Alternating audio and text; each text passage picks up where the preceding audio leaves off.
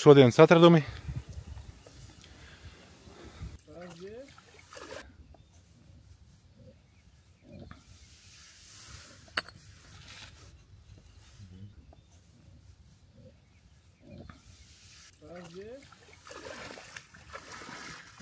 No, 83.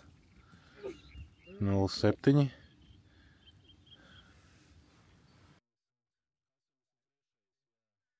Draugi makšķernieki, visiem, kuriem pazuduši makšķerēšanas piedarumi, zivtiņas, āķīši, sviniņi, visi ir šeit. Cik reku? 1, 2, 3, 4, 5, 6, 7, 8, 9, 9 zivtiņas. Tā, atradām kloķvārstu, kloķeni. Tā, no vācu mocīša izskatās vizuāli. Nu labi, es nezinu, no kā tas ir.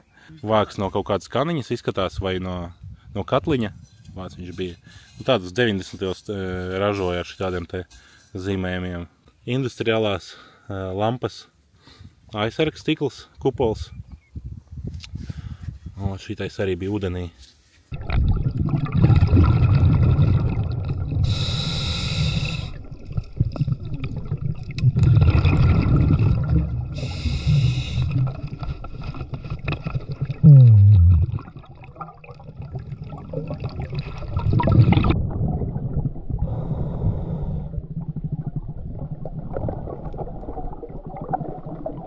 Piekabīte no kaut kādas kravas mašīnas spēļu.